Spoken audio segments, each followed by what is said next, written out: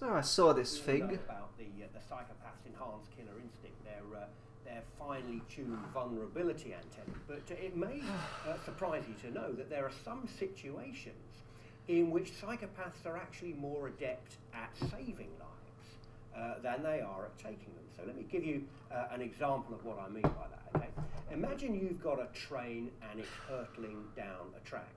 In its path, 5 people are trapped on the line and cannot escape.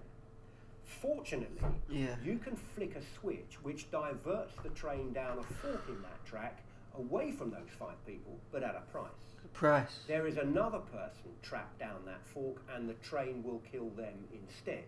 Question. Should you flick the switch? It depends. Most people have little trouble. Most people have little trouble deciding what to do under those circumstances. No, though depends. The thought of flicking the switch isn't exactly a nice one, the utilitarian choice, as it were, killing just the one person instead of the 5, represents the least worst option. Okay. I did this now test let me ages give ago. you a variation. You've got a train speeding out of control down a track, and it's going to plough into 5 people. You're not giving me time to answer, actually. Fuck off. Let's see. Okay, there's 5 people on track 1, and there's 1 person on track 2. So, 5 scumbags on track 1, or 1 decent-looking person on track 2. Switch. Now, first of all, I suppose I know this is a switch that changes the rail. It depends, really. Are they just standing there? Maybe they want to die.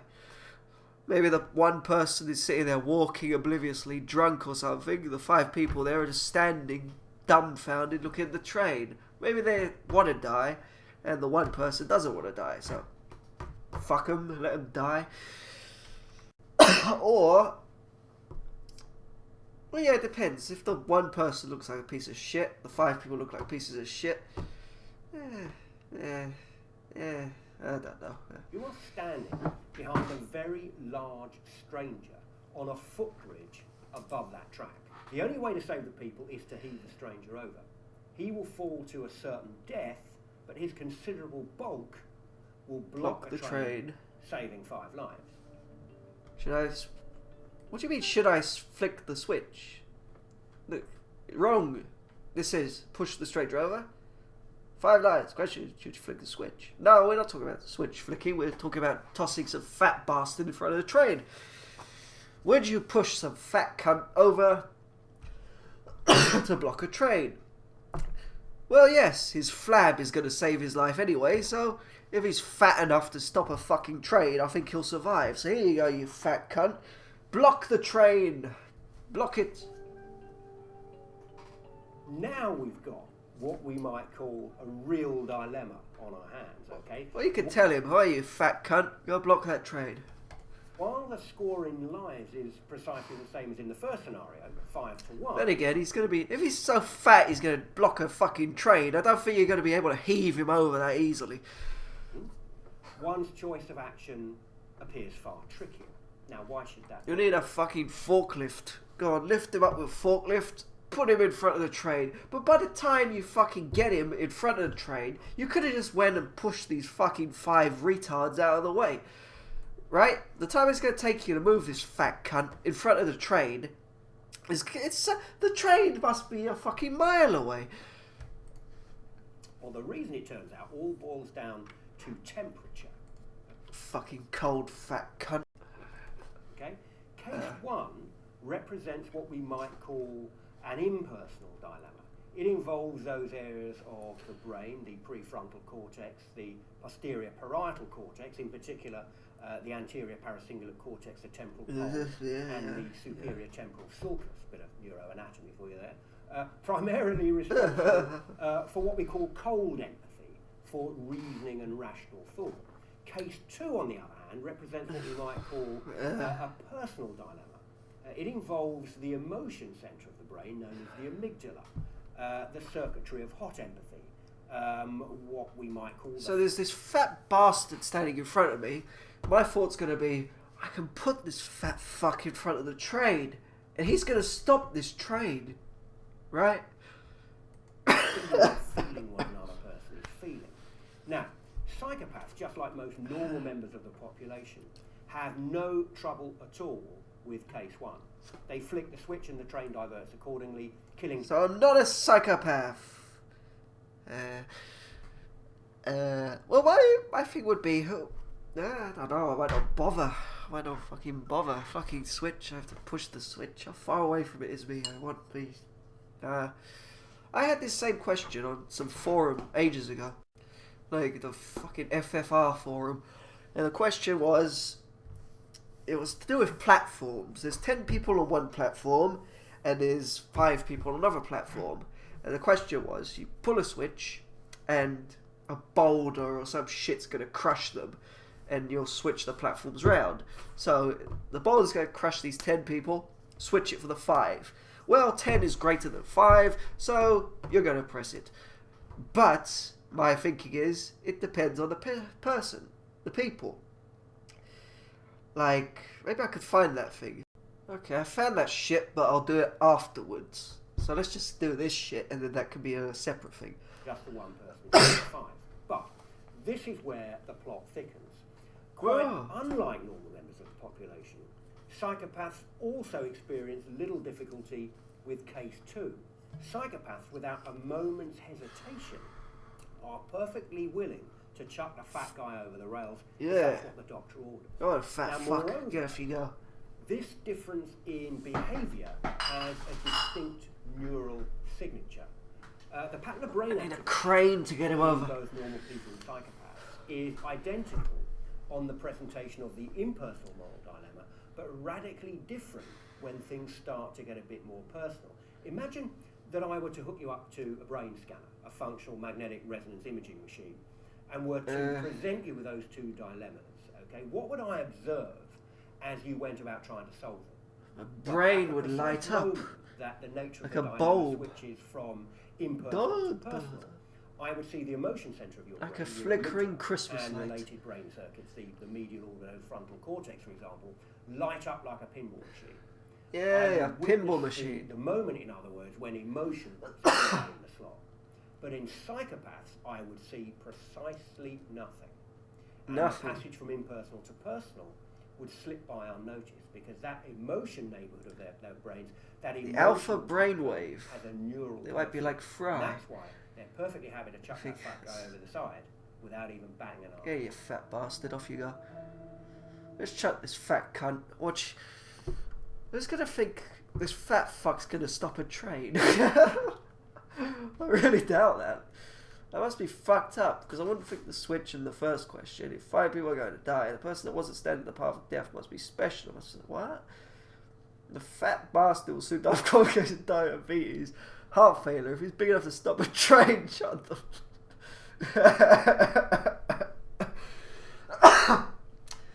Yeah. Exactly, the fucking hell, he's able to stop a fucking train. Must be like a Thomas the Tank Engine train. Little tiny thing. These miniature people. Fat balls. Fat fuck, yeah. Do nothing. If you want to do something with your body, and what? That must be yes, you're fucked up. I agree. Hair and glasses invalidate every claim he makes. Yes, wonderful. Looking for the thumbs up. There's not many. Ooh. Why is this it was recommended for me too. Who knows? I don't know why. Whatever. Anyway, on to the other shit.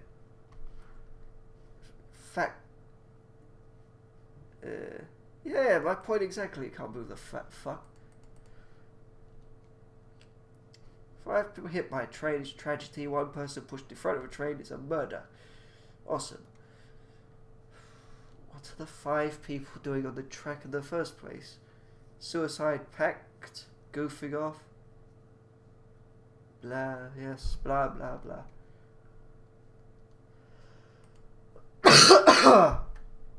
Awesome.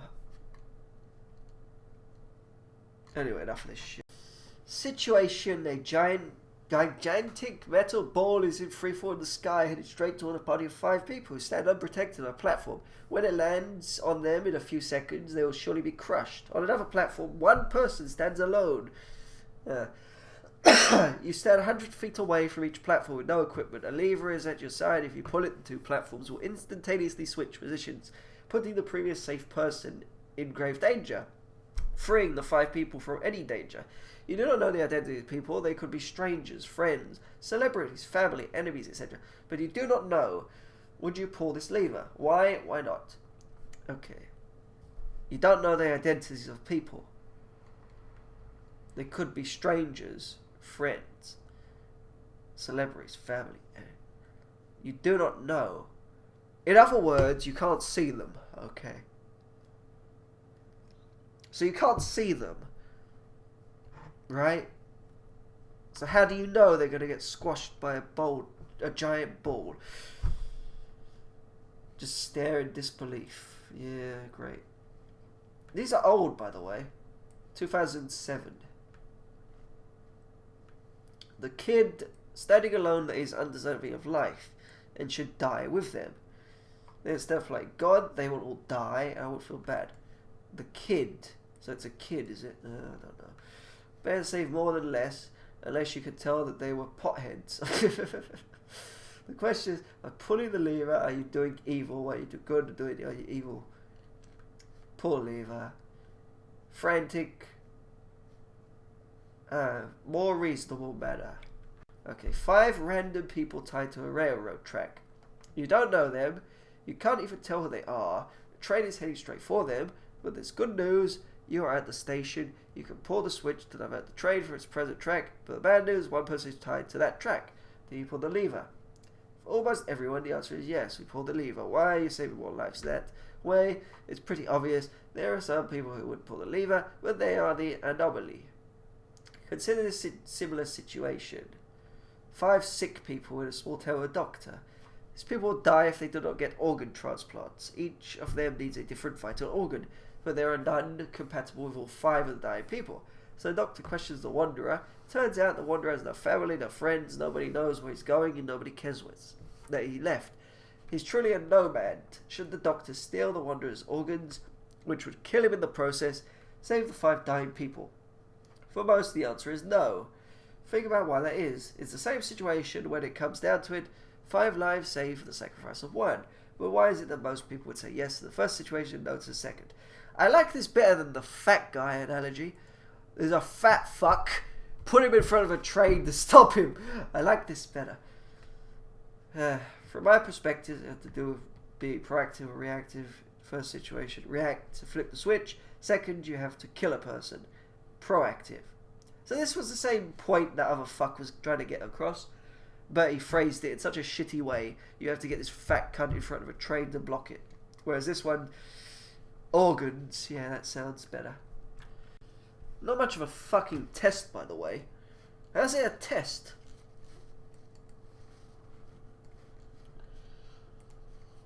Kevin Dutton presents the classic psychological test known as trolley problem.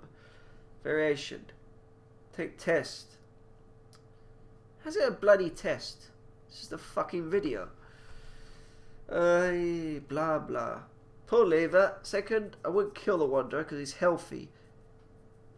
Yes, they'd have to take pills to... Well, they might fail. Yeah, good point. They might not accept the organs.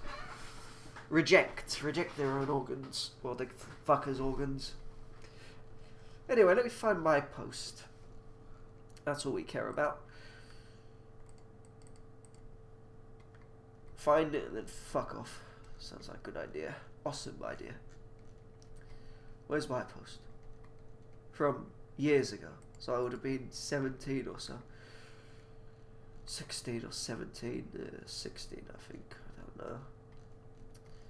Come on, you fucking shit. Where am I? 4th page. 4th page. Next page. Blah, blah. Too much bollocks, blah.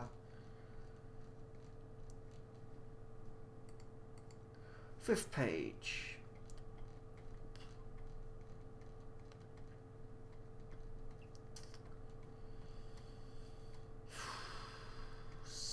page. Pull it. One death is 5 others live. What?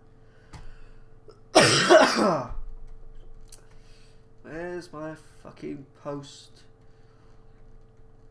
Where's my fucking post? Hitler kill. You kill Hitler, you know. Not me? No.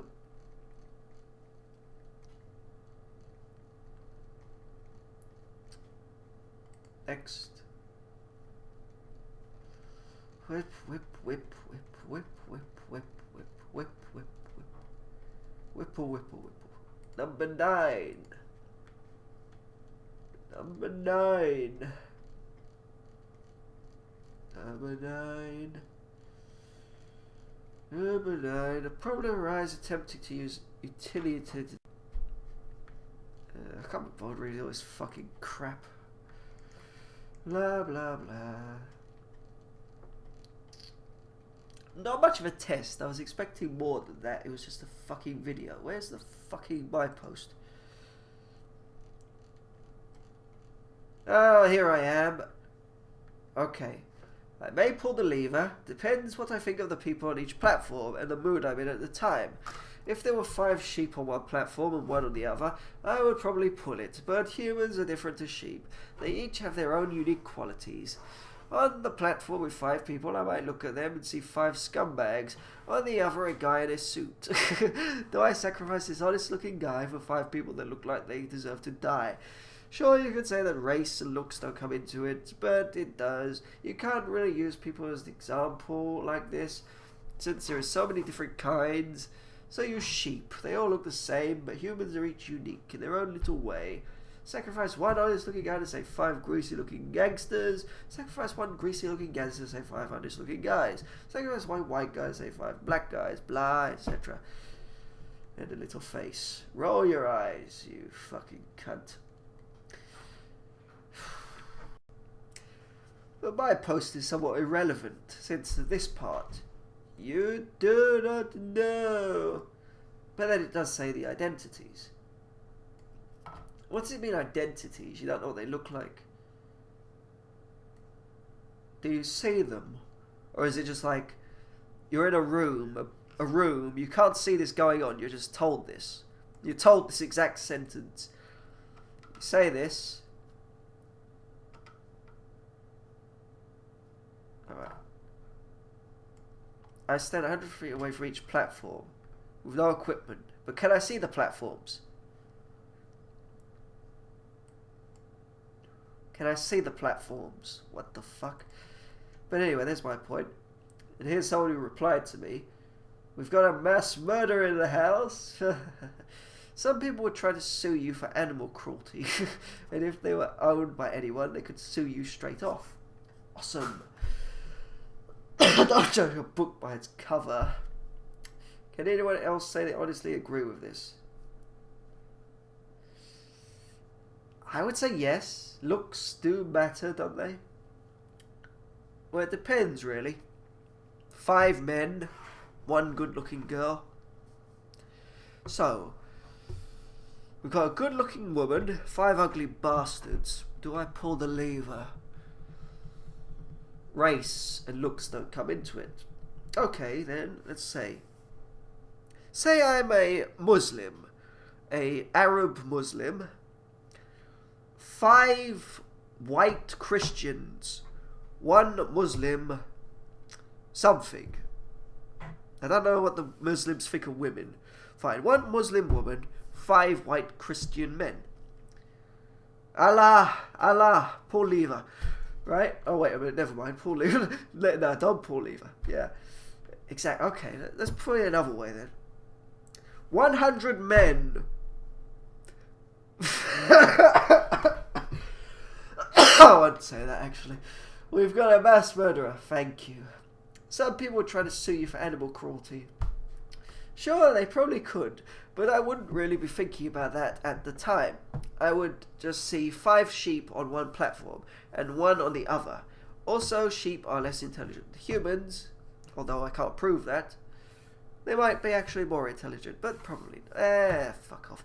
Blah, either way, sheep all look alike. Saving 5 sacrifices 1, 2 probably now, 5 own 1, all same. A cover is used to show what the book is about. If the cover has nothing to do with the book, it shouldn't even have a cover. But anyway, a human isn't a book. What's on the outside is a reflection of what's on the inside. Slob, hygiene, still be a good person. Fine then. We've got some fat, ugly bastard on one platform. He's so fat he can stop a fucking train if you can move him onto the train tracks. And we got 5 clean-shaven women. Naked women, all clean-shaven. Shall we save that fat fuck, or shall we save the women? Well, let's switch it around. We've got 5 fat, ugly fucks. Hygiene. They can all stop a fucking train. They all look like they're going to drop dead in the next second or so. And we've got a young-looking, fit, naked woman, shaven, big tits. Who shall I save? That's my fucking point. Looks do matter.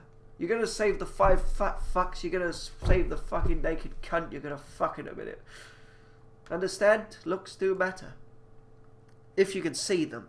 Apparently you don't know, so maybe you can't see them. Anything else from me? Or did I just give up? I don't think there's anything else from me.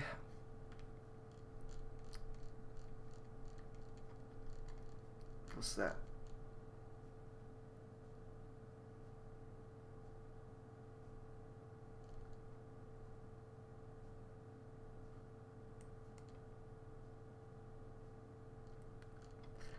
Anyway, I found another shitty video, so we'll watch that. Psychopath tests. John Rodson. The problem with psychopaths, psychologists say, is that they're everywhere. Ah. Some say 1 in every 100 of us is a psychopath. 1 in 100? They aren't all in jail or in mental Okay, health facilities. 1 in 100. Alright, 1 in 100. So 1 in 100 of us is a psychopath. That means 10 in 1,000. 10 in 1,000. 110,000. 100,000. 100,000 and 100,000. A million. 10,000 and a million. So what the fuck this? You probably passed one. Fucking psychopath fucks. And it's not like you can tell who they are. Ah. Their verbal and non-verbal clues are invisible to unsuspecting civilians. Many are very high-functioning people who excel in politics and business. Yeah. A strange story began when I was contacted by a man called The Tony. computer people. He was in Broadmoor Hospital, formerly known as Broadmoor Asylum for the criminally insane. He said he faked madness to avoid a prison sentence, and now he's stuck. So I visited Tony. Super The patients glue. were all wearing sweatpants, overweight, medicated. Fat enough to stop a train. And then Tony turned up, and he was wearing a pinstripe suit. Oh. It was the outfit of a man who wanted to convince the world that he was very sane. He said it's really Still hard doing a to good job, persuade is he? people you're not crazy. How do you sit in a sane way? How do you cross your legs in a sane way? How do you smile in a sane way? Like I that. believed him. He seemed Just very like that. nice and normal. And then, later, I heard from Broadmoor. Yes, they said, they now accept that Tony faked his original symptoms of mental illness. So where were we? Creepy fucker, not psycho. But what he is instead, they explained, is a psychopath. Oh, he is. Clues He was there. not mentally The whatever. pinstripe suit. That's item 1 on the psychopath checklist. Ah, Glibness. it's striped. Superficial charm. Then there's the for the deceitful way he stripes. faked madness to get out of a prison sentence. Item 5. Conning. Fake manipulative. man. Faking Broke the your chair. brain going wrong. Duh. Doesn't qualify as evidence. You see these things flying around. Yep, he looks pretty sane to me. Then How could you some mistake him? psychologists said something extraordinary. They said Tony's type of madness was the madness that makes the world go around. There's a preponderance of psychopaths, people with a complete lack of human empathy, at the heart of the political and business elites. And so I set about learning how to become kind of a qualified psychopath spotter. I learned the 20-point psychopath checklist from its inventor, Robert Hare. And armed with my new skills, I journeyed The hair. into the corridors. Peter Rabbit. I found myself at the home of a legendary Fortune 500 CEO, among his many sculptures of predators. That's supposed to be you, is it? That He thing. was sitting below a massive oil painting of himself over the Looks mantelpiece. nothing like you. This suggested item 2 on the psychopath checklist. Grandiose sense of self-worth. Okay, so if they've painted themselves, Visited a former watch Haitian out. Death squad leader, jailed in upstate New York for the unlikely Striped? crime He of didn't have any mortgage stripes fraud. though. And something started to happen to me during all of this. My psychopath spotting powers did something to He my looked head. in the mirror. I started spotting Had an psychopaths overload. everywhere. With some of my friends' psychopaths. Started my seeing colleagues. this I guy, got drunk with this power. blonde looking I guy. became such a determined, resolute psychopath hunter. I turned a bit psychopathic myself. Wow. Where's your I began glasses? to realise just how so many people, journalists as well as psychologists and criminal profilers and reality TV producers and drug companies, are eager to see the madness in people. Mental health labelling is creeping closer to the boundary of normal. Difficult toddlers are now bipolar children. What I discovered is a fascinating tale about the corrosive dangers Oh, he has a of reducing book. people to their maddest edges. Signing his imaginary book. Handing it to his imaginary people. Here you go, Blondie. Oh, he's advertised his book. That's the whole point of this video. I see.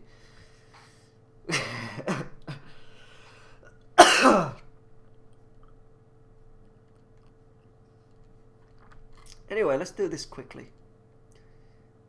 Oh no, that's shit. Do this quick, that crap here. This quick personality test that will fuck off. Yay, advert. Here it is, fucking crapo. Ugh. Welcome to the world's quickest Get personality that test. fucking thing out What of I'd my like you face. to do is hold out your hands in front of you, make certain they're level, and then close your eyes. I'm doing it. So Eyes don't closed. Just sit there, actually do it. I'm Hands doing it. out, and now close your eyes. Yeah, done it. Don't lose my voice in the darkness. Alright, wanker. Now imagine there's a helium balloon attached to the fingers of your right hand. Right, So it's gently pulling your right hand up into the air. right. At the same time, Yeah. imagine a pile of books in your Books. left hand. Oh The no. books are pushing Ah, down the on your left pain. hand, Ah, and pushing it towards you're the ripping me floor. apart. The balloon is pulling the right Ah. hand up, the books pushing the left No. hand down. Oh. Now enjoy any images that float into your mind, but still remember that your hands My are mind's being a fucking pushed blank. forward. I can't see shit. Now open up your eyes. They're open. So what does it mean? Well, if your hands are far apart, Yeah. then you tend to have a good imagination. My left You're hand's up sensitive, there. Intuitive, and you easily become absorbed in books and films. My If your helium hands hand's are lower. level, you're more down to earth. You're more logical, you're more analytical, and you enjoy puzzles and games. And if you saw an image of a puppy, well, you just tend to be a little bit suspicious. I didn't see fuck all. My book hand was higher than my helium hand. Does that make a difference?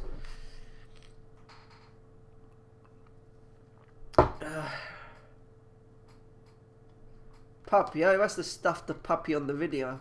That's why I didn't see a puppy. Did you stick a puppy here, wanker? Oh, he's taking the piss out of you.